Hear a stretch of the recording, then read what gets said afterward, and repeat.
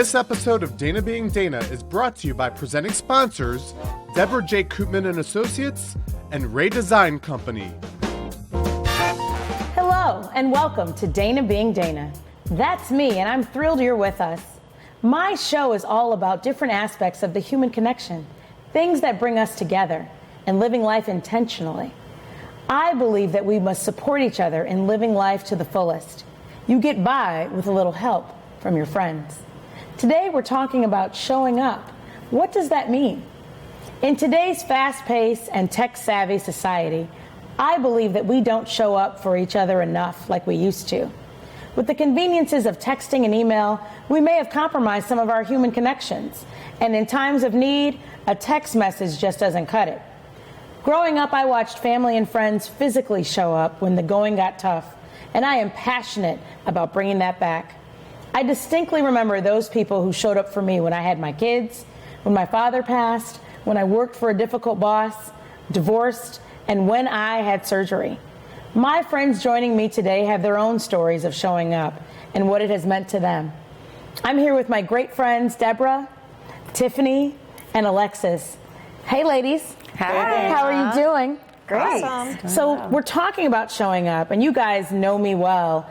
What does showing up mean to you?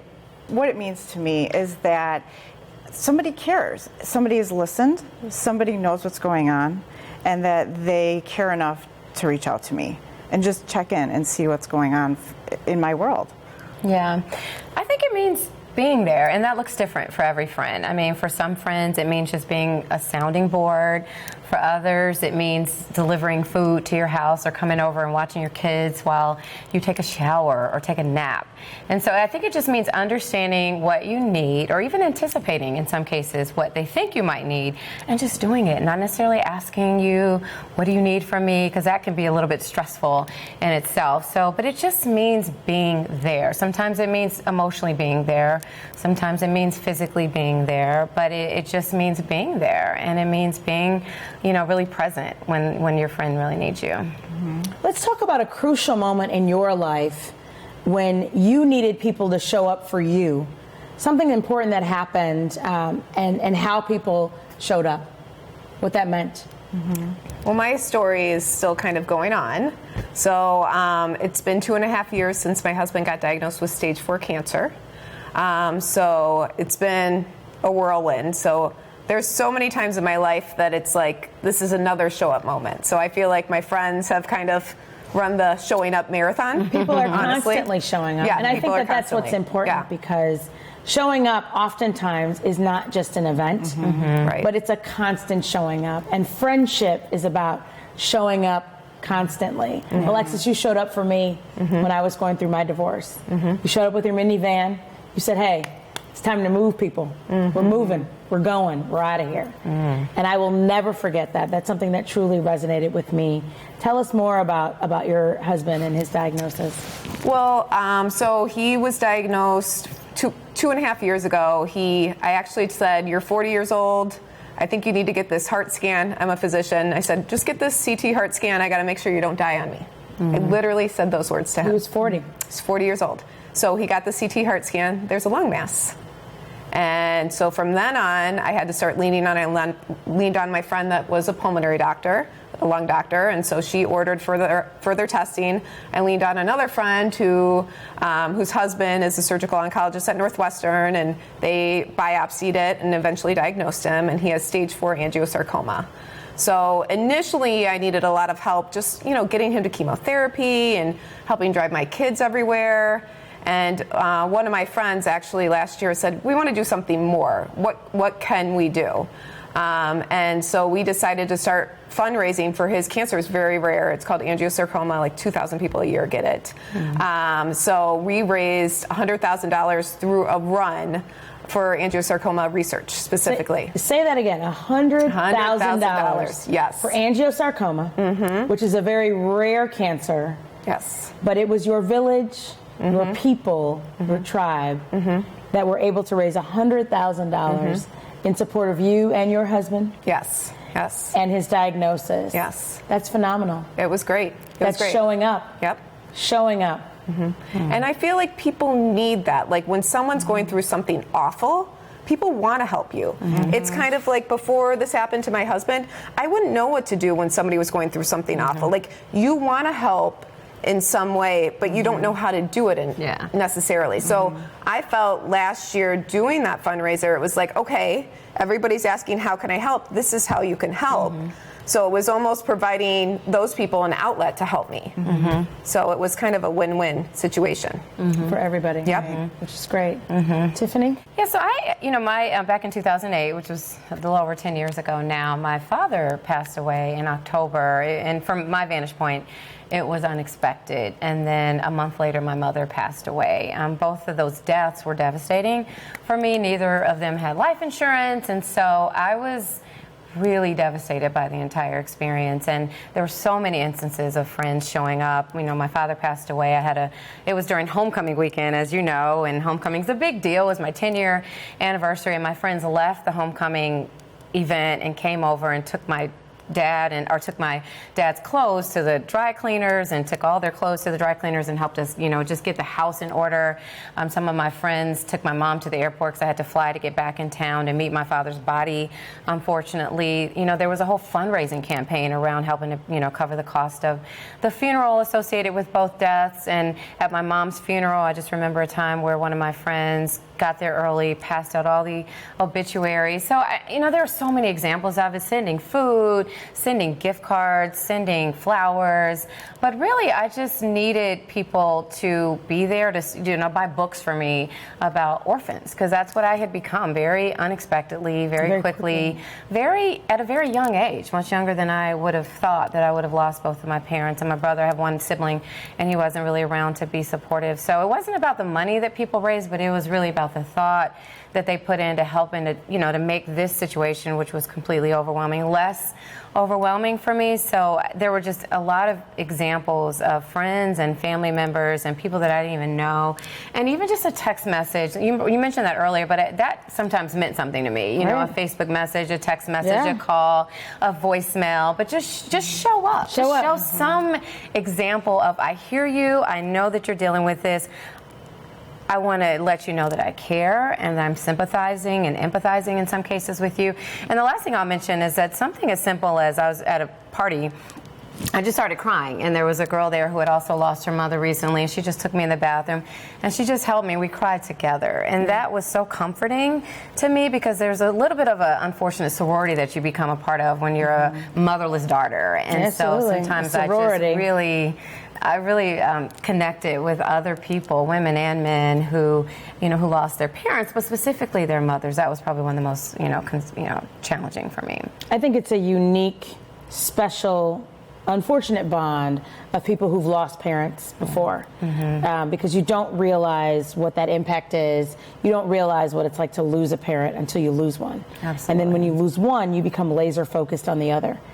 Which is my experience, having lost my father. So I understand that. And I think it's interesting with respect to your story, because you've lost one parent, and you have people who show up, and then you have a loss weeks later of another parent. Yeah. And so it's the same people who are showing up for you. Absolutely. In so many different, meaningful, and tangible ways. Right. So I'm so happy that you had people with you, absolutely, there for you, loving on you, and supporting you, because that's what we need more of. I couldn't have made it without it. Yeah. Deborah. Well, mine happened a long time ago, 18 years ago, so it was back in 2001. I was pregnant with my second child. I was 5 months pregnant, and somehow, don't know to this day, I somehow contracted E. coli, and I became septic, and I had to deliver him stillborn. And then I went into organ failure myself, and I almost died. So after losing him, I got rushed up to the ICU, had to be in the hospital for 2 weeks with kidney failure. Did you know you had lost your son No. at that point? No, But I so did not. because you were already fighting for your own life. Correct. Okay. So when they discovered a heartbeat that was 140, they thought it was his, but it was actually mine, because I was so sick. Wow. So after losing him and then me being in the hospital, it all happened so fast. So we had, I had to get rushed to the hospital. I had a 2-year-old daughter at the time, so my parents had to come get her. My husband rushed me to the hospital. and then delivered my son, and then the hospital didn't even know what was going on with me. So it was a really traumatic for my husband, for me. At the time, I couldn't even feel the emotions of having lost my son because I was so sick. So it was a really difficult time between me being sick, nobody knowing what was going on with me, losing the baby, and then my husband just kind of in shell shock, and then my 2-year-old daughter, who I just disappeared for 2 weeks. Yeah. So, and let's talk a little bit about that, because I think when it comes to showing up and what people are going through, I think the person who's closest to you during that time, right, is somebody who's going through a lot as well. Arguably, their world has been rocked or shattered, but a lot of times the focus is on the patient or the victim. Alexis, your husband is the one who was diagnosed with cancer, but you're his wife. And so not only are you, and you're a doctor, and you're one of the best doctors I know, so you throw yourself into his diagnosis, but this is also your husband. You are also a mother, and you're trying to keep a sense of normalcy for your children and others around you. So can we talk a little bit about what showing up means for the person who is next to the person who's going through what's happening? I think for my husband, he was trying to be so strong. He was trying to parent our daughter, but yet wouldn't leave me. And so he's worried about me, he's worried about her, and he was trying to make decisions for me that, he had to make with, and thinking through because they weren't sure if I was going to make it or not. So he had to sign some papers and do a bunch of things to make some decisions. And I think there was one story of my neighbor who came over. I didn't know this until after, and it was several days after. He finally had come home. I think it was 4 days after we had gotten to the hospital, he came home, and my neighbor met him in the garage and, just checked on him. And I know that meant a lot to him. Like, he got very, I think he finally broke down and was able to get some emotion out because I think he felt like he had to be strong. But yeah, he was going through so much watching me be sick, losing his son, and then my poor daughter who didn't know what was going on. She just knew that mom was gone. Yeah. Mom was gone. Right. And so I think it meant a lot to him to have someone check on him. Yeah. I think that's very important when it comes to showing up, not just showing up for the person who's actually going through it, but for the people who are closest to them. That's a good point. Yeah. And that's one of the things I love about your village, Alexis, and I'm part of that village, is that there's so many people who are covering you in what you're going through. Right. Do you want to talk a little bit about what that's like? Yeah, I mean, I think you have to be ready for it, and you have to let people know what's going on in your life in order to get people involved. So, like recently, my husband was just in the hospital. He was coughing up blood. He was anemic. We found out that his tumors had spread, and it was just horrible. And so I had, I didn't let everybody know it, but I had texted a few people, and I said, okay, he's spending the night in the hospital. I'm just coming home. I'm exhausted. I had my kids in the hospital too. We were in the intensive care unit. And a couple of my friends said, we're meeting you at your house. They brought sushi, they brought wine, they helped me get the kids to bed, and we just sat around and talked. And it just seemed like a normal night almost, because they just let me talk about it and just be me. And if I want to talk about it, I want to talk about it. But sometimes I don't want to talk about it, and I just want to pretend like my life's normal. So I did that night. So. And that's important. Yeah. And it's important just to be there and just to show up. I thank you all for showing up. We're going to take a quick break, and we'll be right back.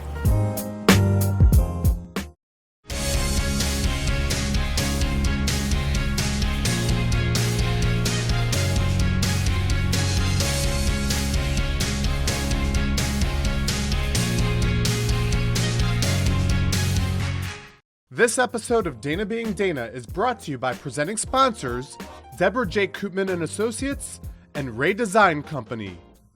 Welcome back to Dana Being Dana, and we're talking about showing up. I'm here with my friends Alexis, Tiffany, and Debra. So let's talk about, can showing up ever go wrong?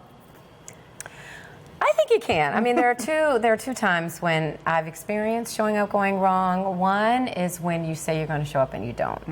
I had someone, like I told you, my dad died. I was trying to get his body shipped to Atlanta, trying to get my mother flown, or to Indianapolis, trying to get my mother flown there. And I had a friend that said she was going to pick my mother up, take her to the airport, and texted me like at midnight saying that her check engine light was on and that she could no longer, my mom's flight was early in the morning, and so I had to scramble to find someone to take my mother to the airport. So I didn't need that stress at that point in time. I needed to just be focused on what I was focused on, which was more than enough. So I think people try to, they really want to show up, and I think they mean well, but sometimes I think they're overly ambitious in terms of how they can show up. So that's one. The second, quickly, is just really around when people don't read cues. I mean, I think when you are at home and you really just need some time alone and people show up and you just don't want company. And I just don't think, some people I don't know if it's an emotional intelligence or they're just not reading the energy around you. You don't necessarily want to say, I really just don't feel like company right now. So I think sometimes when they mean well, again, but they just don't know that you just want some quiet time, or that you just want them to take your kids and go somewhere and not necessarily be around you. And so I think, again, their heart is in the right place, but they need to ask you what you need from them. So asking is important, right? Yeah. What are other instances of when showing up goes wrong? The one thing that I know to be true is that when you are showing up for someone, don't make it about you. Don't take it personally if they're not responding to you the way that you're expecting them to respond. They're the grieving ones. Your help is for them, not to make you feel better about yourself or to say that you're helping. It's about them, not you. Because it's not personal, right? It's not about you. It's about giving to somebody else. So whatever it is that they need, in whatever way they need you to show up and to be there for them, that's what it's all about. And a lot of times, have you experienced in your loss or your time of need, people being distant or not responding at all? Yes. Because they either don't know what to say, they don't know what to do, they don't know how to respond. They are afraid to make you feel upset. They don't want to make you sad. Sometimes, you're already sad. Yeah. So. And sometimes it's a fear of offending. Yeah. And my advice is just show up anyway, right? In other words, don't let fear hold you back from being present, from being available. And I also encourage people who are going through things to speak up, say what you need, even if you may not be able to say something. But if a lot of times we are concerned about offending other people, and particularly when we're unselfish people, right? I don't want to hurt somebody's feelings. If you don't want somebody to be around and you're in your moment, say, you know what, this is just not a good time. It's just not a good time for me, or this is what I need specifically. Yeah. Can you run out and go get some toilet paper? Because that may be what I need at the moment. And another thing is, when you have someone that you want to show up for, the best thing to do is just say, hey, I'm at the grocery store. I'm picking up a bottle of wine for you. What else can I get? And they'll be like, I need some milk. And that's the best way, is like, what are you good at? Don't say, how can I help? Because that gives that person more things to do. That gives me a task, and I already have so much crap to do. So don't give me something to do. Just be like, hey, I'm really good at this. Can I do this for you? Or I make a killer, vanilla bean cake. I'm bringing it over on Friday. And so we'll plan for that. But, don't give me a task. How can I help? Yeah. I mean, I appreciate it, but that just makes me feel more anxious about giving you a task to help me. And trying to figure out what it is that you want. Yeah, I mean, that's probably the thing that, I encourage people to always show up in whatever way, but that's probably the thing that is the most unhelpful, is when people say, just let me know what you need. I mean, I don't know. I don't know what I need. I don't know how to divvy up the different responsibilities that I have. So I really agree with that. And it could look so many different ways. I have a friend, a god brother, who is a doctor. And so the way he showed up for me was every time he really, I sent him all the numbers and all the stats, and he was able to give me feedback. And so every time the doctor came in, I was ready with questions. And that was how he showed up. He was all the way in California, but that's how he showed up for me. You. He prepared me to really engage with the doctor for those 5 minutes I had. I wanted to make the most of those, and that was really meaningful and helpful. So I totally agree with that. And I will say, I haven't been the best at showing up for people, and I think I became better when I experienced the kind of loss and grief and the need for people to show up for me. So I understood better what it meant to show up. So I'm not judgmental about people that don't know how to show up, because it's not. I don't think it's very organic for some people, particularly people that aren't selfless. So I think you have to almost learn how to show up for people. Well, and grief is so personal. And there's no right or wrong way to grieve per se, and you're not going to grieve the same. So it's a very hard concept to have. You can have some empathy, but it's very unique and personal.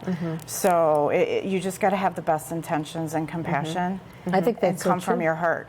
Yeah. You can't go wrong if it comes from that. That's true. That's true. And do something. You know, I just think doing something is Even better if it's than a doing total nothing. awkward thing, like you come up to me and you don't know what to say. That's fine. At least you're showing me. I mean, I'm super awkward too, so I get it. Like, you know, you don't know what to say, so just give me a hug and let's move on. You know, but just do something. And you can tell that people notice it, because a friend of mine lost his wife, and I was like, what happened? I mean, she was young and seemed healthy. They just had a new baby, and so I just responded to the Facebook post, and he said thank you, and there were like 800 comments, and so the fact that he noted, you know, I don't know if he went through and responded to everyone's, but it mattered to me that I mean, he didn't have to respond to me, but I just know that he saw that I responded, and it wasn't about me, but I really, truly, genuinely was just sorry and wanted to pray for him. But I think that you just notice the people that show up. There's so many different ways, and I had a new friend at that time when I had surgery. My friend Jill, who's my stylist, and she asked me what she could do when I had surgery, and I said, oh, well, you know, I'm okay, I'm fine. I had people who took my kids. Alexis and Tiffany took my babies for me so that I could spend time recovering. And I turned down Jill because she was new, I didn't know her very well, and she came back and she said, so I made this huge pan of lasagna and I had extra.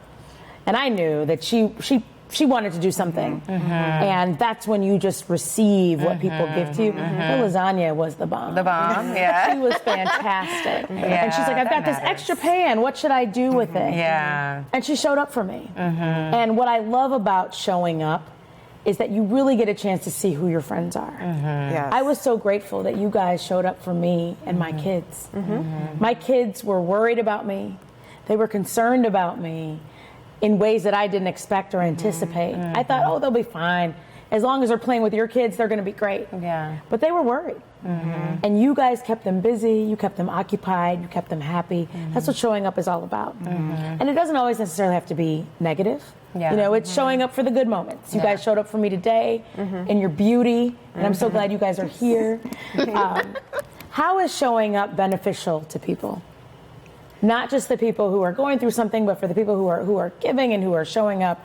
For me, I would say I learn about what my place in the world is. Sometimes you can be self-centered, like it's all about me and what I'm going through.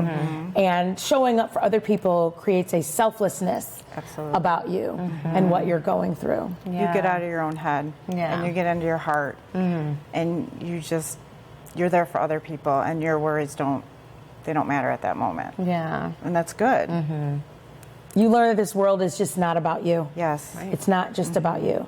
So I want to talk about certain different aspects of grief, because Debra, you're a social worker and you've got deep experience in this area. Can you talk about what complicated grief is? Complicated loss. So complicated grief is when that normal grieving process starts to become too difficult for the person, and they're not going through that transition kind of in the typical way that you would go. And, you know, they start to, maybe they already have some anxiety and depression to begin with, but then that gets exacerbated. Or they're not finding the right coping skills, and then they start to drink a little bit more, or they're making some choices that they weren't choosing to do before. And so then they begin to experience more difficulties because they're not handling their grief well at all. And so showing up for that is kind of recognizing, okay, my friend they're not showering. They're not talking the same way that they used to. They're drinking more. They're They may drinking be more. doing less. drugs more. Yes. They're sleeping more, sleeping less. Anxiety. A lot of attacks. anxiety. Yes. They're not working. They're not Yes. focused. Yes. They're isolated. Isolating. There's so many different symptoms that come up Absolutely. with some of this complicated grief. And what can people do to show up for people in those moments? That's a hard one because a lot of times when people are in that moment of grief, they don't always want the help. Yeah. And so to show up, you may have to be very kind and very loving. Yeah. And just let them know, hey, I'm really worried about you. You know, and maybe say, you know, I don't know how are you doing? But Yeah. I'm really worried because of whatever you're seeing. Why do people not show up? There's certain instances where people don't show up, and there's so many reasons why I think people don't show up. Why do you think that is? Makes them so uncomfortable, and nobody likes to feel uncomfortable. People can't sit with being uncomfortable, and grief is one of those things that make people very uncomfortable. They don't know how to handle being uncomfortable, or it's seeing you be uncomfortable. So you're uncomfortable, that makes me uncomfortable. I don't want you to cry, so I'm not going to say anything. Got it. I was going to say, I think in people that are less emotionally secure have, I think, a more difficult time showing up. So the discomfort with crying, the discomfort with discomfort makes it even more uncomfortable for people. And I think people just don't know what to do. They don't know what to say. Sometimes in their mind, it's easier to do nothing at all. And they think you have a lot of other people already doing it and showing up for you. And for me, it was really important, like a month and two after the deaths of my parents, that I needed people to show up because they're like, oh, you're good now, you know, the dust is settled. And so I think people don't show up in the beginning, and they really don't show up after they think the dust has settled. And so I think that's really important, is to show up for people. And I think that's so important because in the moments of grief, I think there's a lot of numbness, there's a lot of initial reaction. But I think, particularly when it's a marathon and you're showing up for people, it's what happened over time. Yeah. And it's when the dust is settled, when the casseroles have been eaten, when the flowers have wilted. died. That's when I think the rubber meets the road, and when showing up is so important because people are dealing with what their new normal is. Exactly. And that's what's so important about being there. Yeah. I think people are afraid that others are going to forget. Yeah. I hear that a lot. They're going to either forget that loved one, or they're just going to forget. And that's just such a lonely feeling to feel that people have forgotten. Yeah. So it's always good to continue to reach out. Anniversaries, any holidays. Yeah. Those Mother's times. Day, Father, absolutely. Anniversaries, Yes. holidays, Yes. birthdays, Mother's Day, Father's Day, all of those memories. It's just important to be there and just let people know that I love you, I'm here, Right. I'm with you for whatever you need.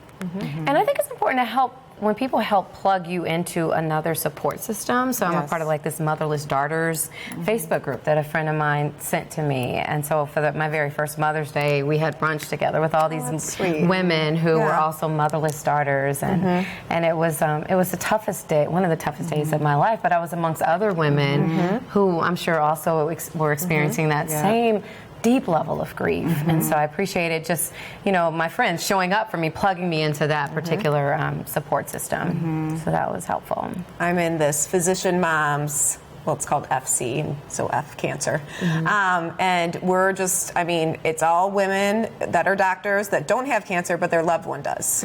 So you can say whatever you want, and people just say whatever they want, and it's just a safe space. And it's so nice because I'm sure I could tell Dana everything, but some things are just like, I don't want to say it in front of Dana, and I can't say it to my husband, and I can't say it to my mom, and you just can say it to someone who's experiencing the same thing that you're going through. It's so important. So it's so great. important. Yeah.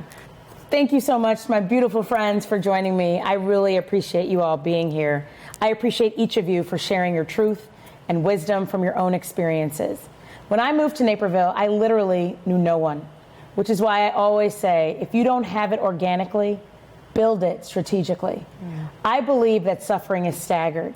In other words, there's a reason why you are up when others are down, so that we can help each other in times of need. I don't mean the let me know how I can help you kind of showing up. I mean the I'm here. What do you need? This is how I can help you kind. Showing up is so important. And I encourage you to show up for others in your village, because that's what we need more of these days. Hopefully you've been entertained, if not encouraged or inspired. I do not promise to have all the answers, nor am I an expert. I'm just Dana being Dana. See you next time.